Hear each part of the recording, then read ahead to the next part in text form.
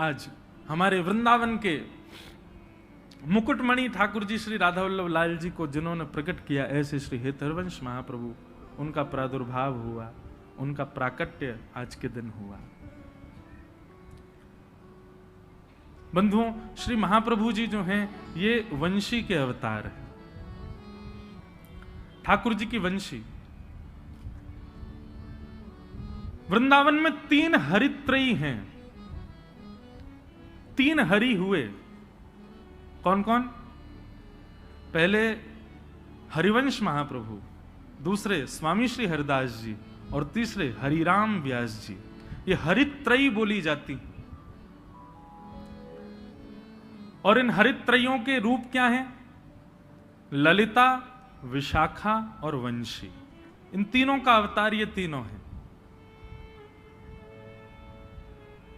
आप सबको पता है, और नहीं पता है तो सुन लीजिए। अभी मेरी नासिक में कथा थी तो इतना मुझे सुख मिला। प्रथम दिन और अंतिम दिन 2 दिन में त्र्यंबकेश्वर दर्शन करने गया, क्योंकि मेरा नियम था कि 1 महीने तक मैं उस परिसर से बाहर नहीं जा सकता जहां कथा थी।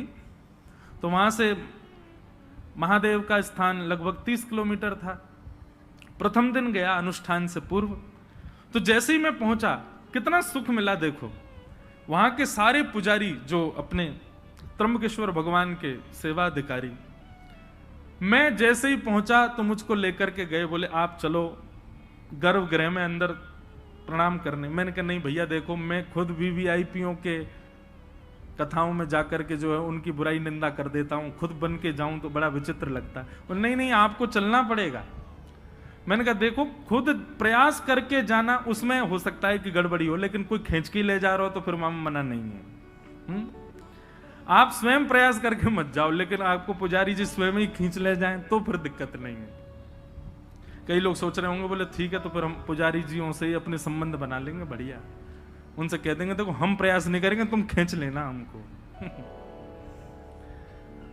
तो ले गए, अंदर जाकर के महादेव के सामने कुछ स्तुति आदि की, उसके बाद पुष्प अर्पित किया और मेरा रोम रोम पुलकित हो गया। जैसे ही मैंने प्रणाम किया, सारे पुजारी एक स्वर में बोले बोलो श्री राधा वल्लभ लाल की।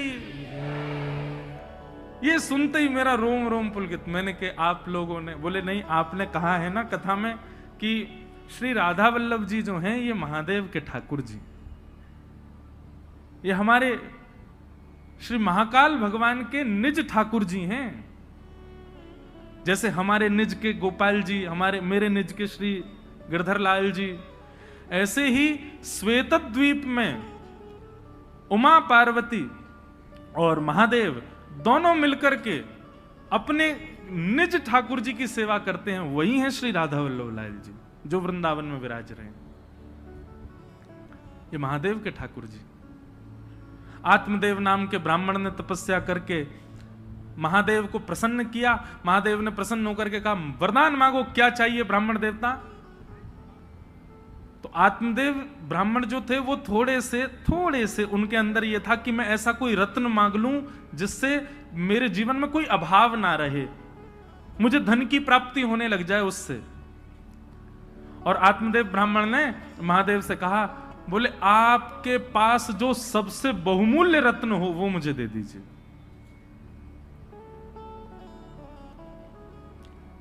महादेव ने जैसे ही सुना नेत्र सजल हो गए, बोले तुम सब दुनिया मांग लो हमसे, लेकिन ऐसा मत कहो कि अपना बहुमूल्य रत्न दे दो, क्योंकि महादेव के बहुमूल्य रत्न तो श्री राधा वल्लभ जी हैं। महादेव ने जैसे मना किया, बोले रत्न मत मांगो, बाकी चाहे दुनिया की कोई वस्तु मांग लो। तो आत्मदेव ब्राह्मण को लगा रत्न बड़ा महंगा है, तभी देने से मना कर रहे हैं। चरणों में गिर गया, बोले चाहिए तो वही रत्न चाहिए जिसके लिए आप मना कर रहे हो, नहीं तो कुछ नहीं चाहिए। तब महादेव भाव नेत्रों से अश्रुपात हो रहे हैं, श्वेतद्वीप गए और जाकर के अपने त्रिभंग लली श्री राधा वल्लभ लाल जी को कंठ से लगाया और एक वस्त्र में ठाकुर जी को पधरा करके आए और आकर के उस आत्मदेव ब्राह्मण को प्रदान कर दिए। महादेव अंतर ध्यान हो गए। उसने तो उत्सुकता से जैसे ही वस्त्र हटा के देखा तो श्री राधा वल्लभ लाल जी खड़े थे। दुखी हो गया बेचारा, बोले मैंने तो रत्न मांगा था जी, ऊपर से सेवा और दे गए मुझको, तो वैसे ही खर्चा पूरा नहीं हो रहा घर का, अब इनको भी पधराना पड़ेगा सब कुछ। उनकी सेवा होने लगी। महादेव को बड़ी चिंता, मेरे ठाकुर जी की सेवा में सुख होना चाहिए।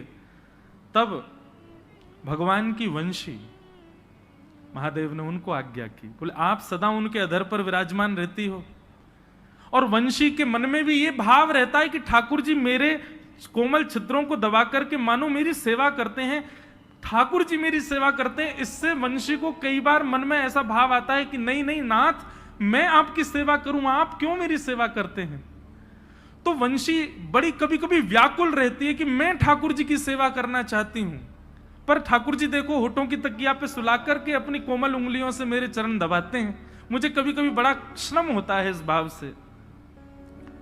तो वंशी जी की इस चिंता को आज महादेव ने पूर्ण किया। बोले कि आप चिंता मत करो, आप चाहती हैं ना कि आप ठाकुर जी की सेवा करें, जाइए आप ही आचार्य चरण श्री हित हरिवंश महाप्रभु के रूप में पृथ्वी पर अवतरित होइए, और जाकर के आत्मदेव ब्राह्मण के यहां से ठाकुर जी को ले जाकर के वृंदावन में विराजमान कर। तब भगवान की वंशी ही श्री हरिवंश महाप्रभु के रूप में पधारे, और आकर के उन्होंने ठाकुर जी की सेवा।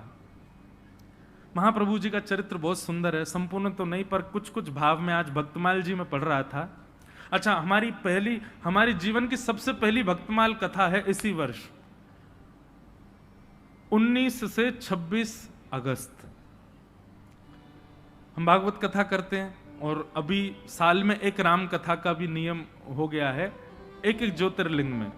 पिछली बार सोमनाथ में थी, इस बार रामेश्वरम में है 24 दिसंबर से राम कथा। लेकिन हमारे वृंदावन के संत जनों की आज्ञा हुई कि लाला एक बार अब भक्तमाल जी में भी प्रवेश करो। तो मैंने कहा महाराज जी मैं भक्तमाल जी तो कहता ही हूं कथा में। बोले नहीं, स्वच्छंद भक्तमाल जी की कथा करो। तो जन्माष्टमी के अवसर पर 19 अगस्त से 26 अगस्त तक जयपुर में, क्योंकि भक्तमाल जी वहीं लिखी गई हैं, जयपुर में ही गलता जी हैं जहां पर भक्तमाल जी की रचना श्री नाभा गोस्वामी जी ने की, तो वहीं पर प्रथम भक्तमाल का। तो आज मैं भक्तमाल जी पढ़ रहा था, इतना सुंदर बात, बहुत ध्यान से सुनिएगा। नाभा जी के गुरु जी की आज्ञा हुई कि हे नाभा जी आप एक काम कीजिए। बोले क्या? आपकी भक्ति इतनी तीक्ष्ण है, आपकी भक्ति इतनी प्रबल हो चुकी है, अब आप एक काम करो, बड़े बड़े रसिक जनों ने तो ठाकुर जी का यश गाया, पर आप ठाकुर जी के भक्तों का यश गाओ। तो नाभा जी ने भक्तमाल जी का मन बनाया कि अब मैं भक्तों की माला बनाऊंगा, भक्तों के चल। एक बात सदैव याद रखना, ठाकुर जी का यश गाना ज्यादा कठिन नहीं है, ठाकुर जी के भक्तों का यश गाना बहुत कठिन है। ठाकुर जी के भक्तों का यश कहना बड़ा कठिन काम है, उसको समझना। ठाकुर जी की कृपा आप समझ जाओगे, पर भक्तों की लीला आप नहीं समझ पाओगे। तो श्री नाभा जी ने मन में विचार किया कि यश गाऊं ठाकुर जी के भक्तों का, तो श्रोता किसको बनाऊं।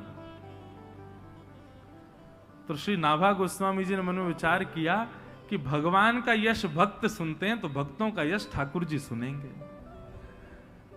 और 24 अवतारों का सबसे पहला स्मरण किया नाभा जी ने। 24 अवतार बैठाए अपने सामने, ठाकुर जी के 24 अवतारों का आवाहन करके, और उनको ही श्रोता बना करके नाभा जी ने भक्तमाल जी कहनी प्रारंभ की। उसमें सारे भक्तों के चरित्र आए, सुग्रीव जी से लेकर के हनुमान जी महाराज तक, और महाराज गरुण जी से लेकर के और श्री रामानुजाचार्य जी तक, सारे भक्त चिंतन करते जाते, जो जो भक्त अपने। अच्छा, एक और बात है, भक्तमाल में किन किन भक्तों के चरित्र हैं, तो श्री नाभा जी कहते हैं ठाकुर जी तो सबको प्रिय हैं, पर भक्तमाल में उन भक्तों के चरित्र हैं जो ठाकुर जी को प्रिय हैं। क्योंकि भाई 24 अवतार सामने बैठे हैं, तो 24 अवतार उन्हीं को सुनना चाहेंगे जो उनके प्रिय हों। उन भक्तों के चरित्र आए, लेकिन सारे भक्त आ गए भक्तमाल जी में, हमारे वृंदावन के रसिक जन नहीं आए। क्योंकि नाभा जी तो स्मरण करते थे ना, जो भक्त का चिंतन आता उसी का छप्पे छंद लिख देते। सबका यश गाया, लेकिन वृंदावन के रसिक संत जन चित्त में नहीं आए। तो श्री नाभाजी चिंतित हो गए, बोले कि भैया सारे भक्तों का चिंतन चित्त में हो रहा है, लेकिन ब्रजमंडल के वृंदावन के वैष्णव भक्तों का, संतों का चिंतन मुझको क्यों नहीं हो रहा। तब उन्होंने अपने गुरुदेव से जाकर के अपना ये भाव प्रकट किया, बोले सारे भक्त मेरे चित्त में आ रहे हैं, पर वृंदावन के भक्तों का स्मरण नहीं हो रहा मुझको। कितनी सुंदर बात। उनके गुरुदेव ने आज्ञा करते हुए कहे, बोले भैया ये जितने भी भक्तों का चरित्र तुम गा रहे हो, ये कोई ना कोई भक्त इन 24 अवतारों को जिनको तुमने सामने बैठाया है, इन 24 अवतारों को कोई ना कोई भजता है। कोई हयग्रीव भगवान को भजता है, कोई नृसिंह भगवान को भजता है, कोई बराह भगवान को भजता है, कोई कृष्ण को भजता है, कोई राम जी को भजता है। पर वृंदावन के तो सब श्री किशोरी जी को भजते हैं, और जब तक किशोरी जी नहीं आएंगी तब तक ब्रज के रसिक नहीं आ सकते। जय हो। ये भाव जैसे पढ़ाना नेत्र सजल हो गए कि जब तक किशोरी जी का स्मरण नहीं करोगे नाभाजी, तब तक ब्रजमंडल के संत तुम्हारे चित्त में नहीं आ सकते, रसिक जन नहीं आ पाएंगे। तब श्री वृंदावनेश्वरी किशोरी जी हमारी श्री राधा रानी का स्मरण किया।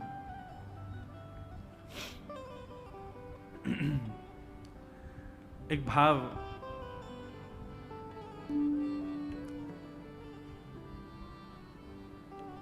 श्री किशोरी जी के लिए व्यासपीठ से प्रकट किया, आओ उसी को कह करके चले आगे।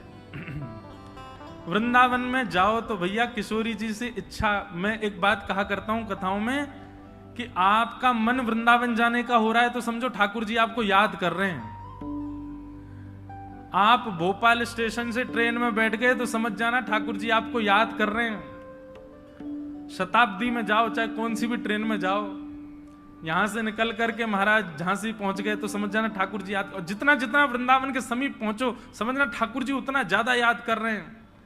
झांसी से फिर ग्वालियर पहुंच जाओ, मुरैना और सब पार करते हुए आगरा पहुंच जाओ, समझ जाना ठाकुर जी याद कर रहे हैं। लेकिन जैसे ही मथुरा पहुंचो और मथुरा में जाकर के रिक्शा में बैठ करके जैसे ही वृंदावन जाने लग जाओ तो भी समझना ठाकुर जी याद कर रहे हैं। लेकिन वृंदावन की सीमा में प्रवेश करते ही अपने मन को सांत्वना देते हुए कहना ठाकुर जी नहीं, श्री जी याद कर रही थी। क्योंकि भैया हमारे ठाकुर जी याद करेंगे ना तो हो सकता है ग्वालियर में ही इंजन खराब हो जाए। ठाकुर जी याद करेंगे तो हो सकता है मथुरा से दूसरी ट्रेन से वापस भोपाल आना पड़ जाए। ठाकुर जी याद करेंगे तो हो सकता है रिक्शा रास्ता में ही पंचर रह जाए। पर निर्विघ्न रूप से वृंदावन पहुंच गए तो यही समझियो श्री जी ने याद किया है तभी हम पहुंच पाए हैं, नहीं तो ये श्री जी के कृपा के बगैर संभव नहीं। तो एक भाव मैंने हमारे लाल जी ने प्रकट करवाया कि वृंदावन में क्या क्या भावना होनी चाहिए चित्त में। सब लोग मेरे साथ गाओ, श्री जी को स्मरण करो तभी आचार्य चरण आएंगे। आज तीसरा दिन है कथा का, अब श्री जी आएंगी तो ब्रज के भाव अपने आप आएंगे। राधिका रानी जी, वृषभानु दुलारी जी, राधिका रानी जी, वृषभानु दुलारी जी, राधिका रानी। जो एक बात सुन लो, जो ताली बजा के नहीं गाएगा उसको अपने बगल वाले की सौगंध है, और जो ताली बजा के नहीं गाएगा उसको ये लगे बगल वाला मेरा शत्रु, मैं तो बिल्कुल नहीं बजाऊं, अगले जन्म में तुम्हारा ब्याह नहीं होगा। देखो खूब प्रेम से भाव से हमारी श्री जी को याद करो तो भैया निमग्न हो जाओ। भले ही नेत्र मत खोलो, नेत्र बंद करके वृंदावन का स्मरण करते हुए गाओ। ओ राधिका रानी जी, वृषभानु दुलारी जी, राधिका रानी, जय जय राधे राधे राधे, राधे राधे राधे, जय जय राधे राधे, जय जय श्री राम, जय जय श्री राम, जय जय श्री राम।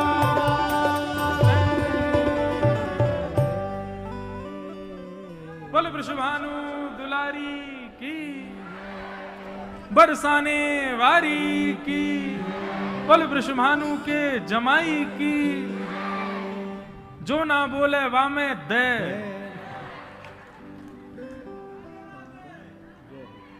तो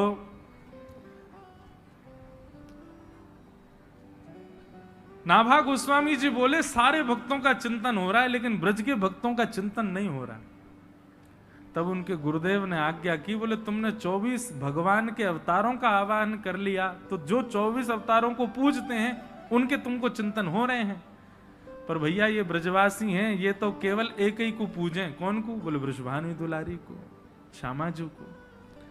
जब तक किशोरी जी का स्मरण नहीं करोगे, किशोरी जी का आह्वान नहीं करोगे, तब तक ब्रज के रसिक संतों का स्मरण नहीं हो सकता। हमारे ब्रज में गांव में हमारे माई श्यामाजू को राज। कैसी श्यामाजू? बोले जाके अधीन सदा ही सांवरो, जाके अधीन सदा ही सांवरो, या ब्रज को सिरताज। हमारे माई श्यामाजू को राज। आहा, तब नाभाजी ने श्री किशोरी जी का स्मरण किया और किशोरी जी का स्मरण करते ही सबसे पहले उनके चित्त में जो स्मृति आई वो थी श्री हित हरिवंश महाप्रभु। उन्हीं का ही चिंतन आया जिनका आज उत्सव है।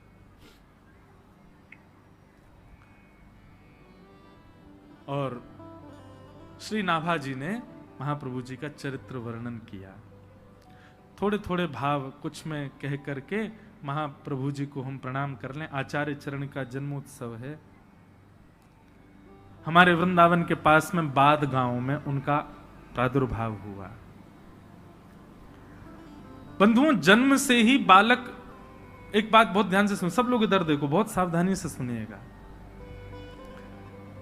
जन्म से ही बालक के लक्षण दिखने लग जाते हैं, कैसे होंगे? लेकिन एक बात मैं आपको स्पष्ट रूप से कह दूं, हर व्यक्ति को संसार में इसलिए भेजा गया है ताकि वो ठाकुर जी को प्राप्त कर सके। मुझे और आपको इस संसार में इसी भाव से ही भेजा गया कि हम अपने कर्मों से, हम अपने कर्तव्यों से, अपने व्यवहार स्वभाव आदि, हम सबको अधिकार है ठाकुर जी से मिलने का। पर धीरे धीरे धीरे धीरे हम संसार की माया में इतने फंस जाते हैं कि अपना मुख्य उद्देश्य भूल जाते हैं। सब पा लेते हैं लेकिन जिनको पाने के लिए आए थे वही नहीं पा पाते। इसका प्रत्यक्ष प्रमाण है, आप छोटे से बालक को देखो। आप छोटे से बालक के सामने डीजे बजा दो बहुत जोर से, क्या होगा? रो जाएगा, उसके अंदर से रुदन शुरू हो जाएगा। आज की 20, 22, 23, 25 साल की उम्र के बालक जिन जिन गानों पर नृत्य करते हैं, जिन जिन गानों पर नाचते हैं, ऐसे गाने आप 1 वर्ष तक के बालक के सामने खूब तेज आवाज में बजा दो, क्या होगा? वो भयभीत हो जाएगा, डर के मारे रोने लग जाएगा।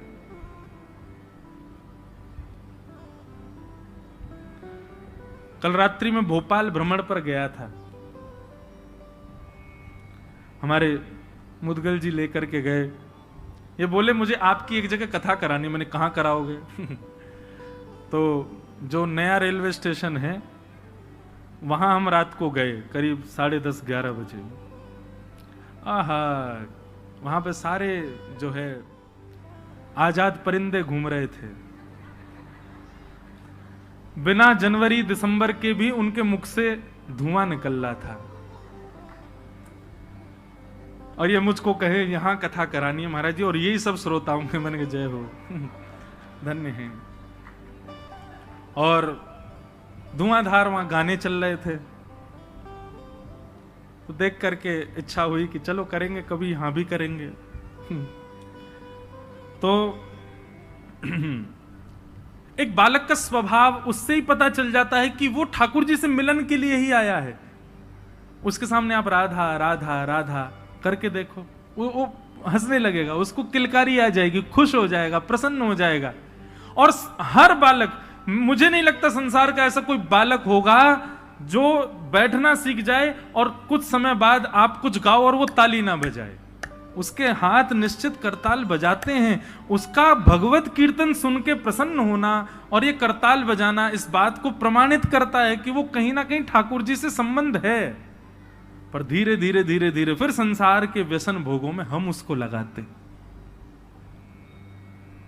और बड़े होकर के उसको कथा में बैठने में भी शर्म आने लग जाती है, उसको तिलक लगाने में भी लज्जा होने लगती है, ताल बजाने में भी उसको बहुत लज्जा का अनुभव होता है। तो ये बात प्रमाणित है, एक बालक के रूप को देख करके लगता है कि हम सबको अधिकार दिया ठाकुर जी ने कि हम उनको प्राप्त कर सकें, पर माया के कारण हम नहीं कर पाते। हरिवंश महाप्रभु जी के श्री हरिवंश महाप्रभु जी के चरित्र में आता है कि जब वो छोटे से थे तो कोई राधा बोल देता था ना, उनकी निद्रा खुल जाती थी, और निद्रा खुद पालने में ही जोर जोर से किलकारियां भरते, ऐसे श्री महाप्रभु जी। और 6 महीने की अवस्था में, सब लोग इधर देखो, यहां देखो, कथा सुनो, 6 महीने की अवस्था में महाप्रभु जी ने पलना में पौढ़े पौढ़े, जैसे बालक कुल बुलाता है ना, कुल बुलाने का मतलब समझते हैं, नन्हा सा बालक कुल बुलाता है, उसके मुख से स्वर निकलते हैं, वो बड़े प्यारे होते हैं वो शब्द। ऐसे ही महाप्रभु जी 6 महीने की अवस्था में अपने पलना में पौड़े पौड़े कुल बुला रहे थे, और जब वो कुल बुला रहे थे तो उनके स्वर साधारण नहीं थे। उनके महाप्रभु हितरवंश महाप्रभु जी के ताऊ जी श्री नरसिंह आश्रय जी महाराज, नरसिंह आश्रम जी महाराज, उन्होंने जब ये स्वर सुना तो वो बोले कि ये बालक के सामान्य शब्द नहीं है, और उन्होंने ध्यान से जब शब्द सुने तो कलम लेकर के उसको लिखना प्रारंभ किया, जो स्वर बालक के 6 महीने की अवस्था में प्रकट हो रहे थे। और जब लिखते गए लिखते गए लिखते गए अंत तो गत्वा देखा तो श्री राधा रस सुधा निधि ग्रंथ तैयार हुआ, महाप्रभु जी के 6 महीने की अवस्था के स्वर से। उसी समय वो समझ गए ये बालक सामान्य नहीं है, साधारण नहीं है। हमें लगता आज का बालक भी कुछ ऐसा ही ग्रंथ का अवलोकन बोलता होगा, लेकिन माता पिता ओ ले ले ले करके उसको शांति कर देते हैं, और उसको, क्योंकि ये बात सामान्य नहीं है। वो बालक मदालसा कहती है, शुद्धोषि मुक्तोषि निरंजनोषि संसार मायाम परिवर्जितोषि संसार मायाम परित्यज्य निद्राम मदालसा वाक्य उवाच वालम। वो बालक परम शुद्ध है, वो ठाकुर जी के समीप होके आया है अभी अभी आपके घर पर। वो ठाकुर जी के मूल रूप को जानता है, ठाकुर जी का चिंतन उसको पता है। उस समय अगर वो कोई स्वर प्रकट कर रहा है तो निश्चित है उसमें कोई वेदवाणी निश्चित होगी, पर हम लोग इतने ज्ञानी नहीं, इतने ज्ञाता नहीं, इसलिए हमको पता नहीं चल पाता। तो 6 महीने की अवस्था में जो स्वर प्रकट हुए, उन्हीं से ही राधा सुधा निधि, जो कि हमारे वृंदावन के राधा वल्लभियों का प्राण धन है, वो प्रकट हो गया। धीरे धीरे महाप्रभु जी बड़े हुए, और आप श्री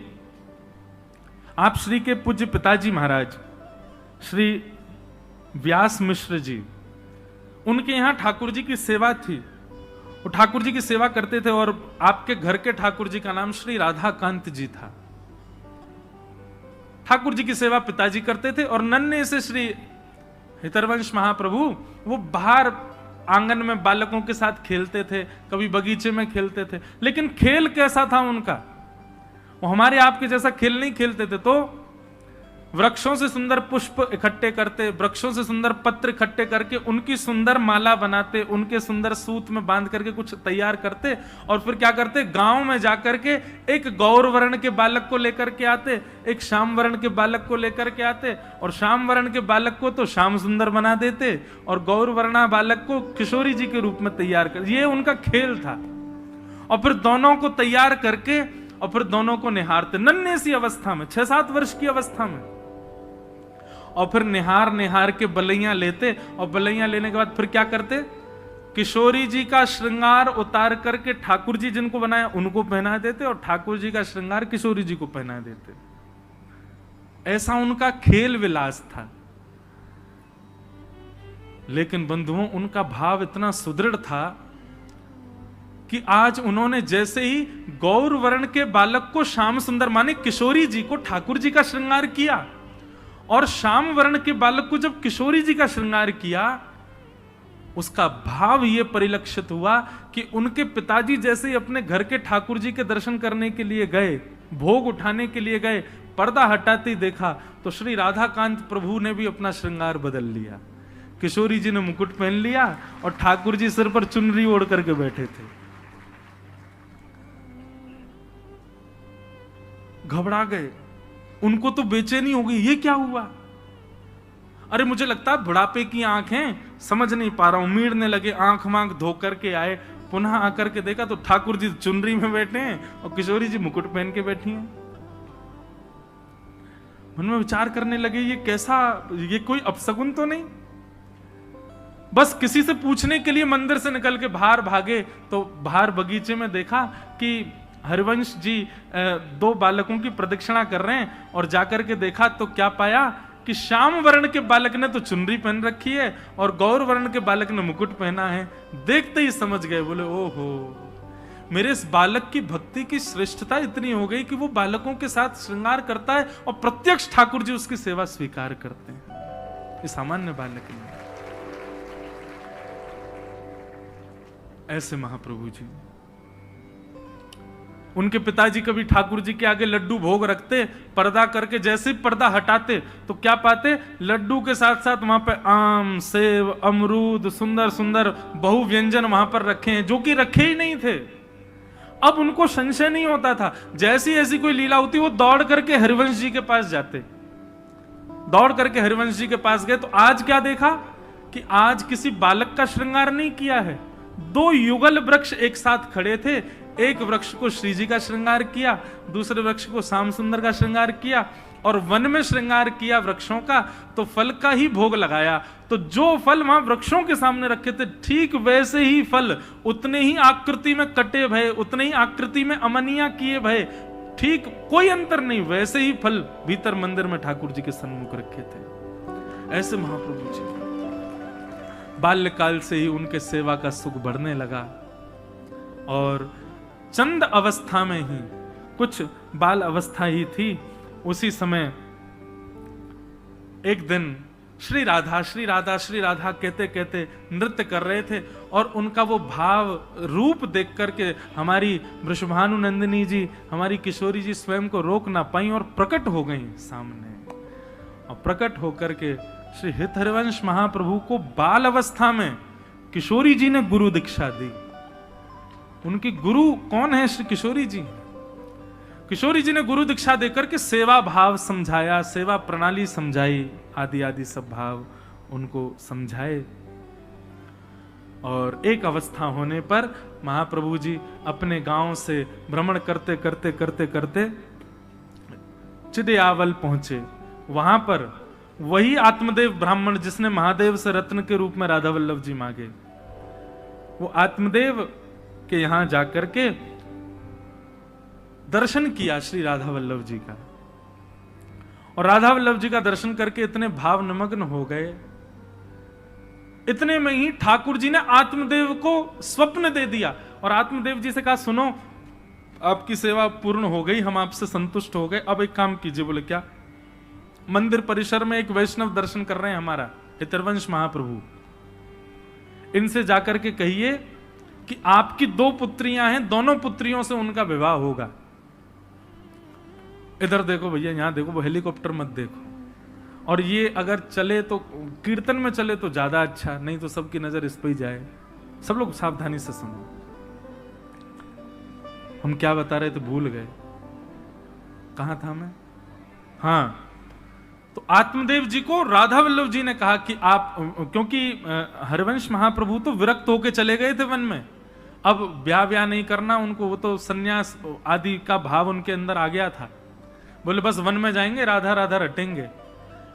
लेकिन जैसे ही राधा वल्लभ जी के दर्शन किए आत्मदेव जी के घर पर, तो आत्मदेव जी को स्वप्न देकर के राधा वल्लभ जी ने कहा, हम तुम्हारी सेवा से बड़े प्रसन्न हैं, अब एक काम करो, द्वार पर जो ये आए हैं इनसे अपनी दोनों पुत्रियों का विवाह कर दो। वो मना करें तो उनको कहना राधा वल्लभ जी की आज्ञा है, और सुनो विवाह कर दो अपनी पुत्रियों का। तो आत्मदेव जी जो थे थोड़े संकोच में, जय जय ब्याह करते हैं तो फिर तो दहेज देना पड़ता, बहुत सामग्री, मेरे पे कहाँ इतनी सामग्री।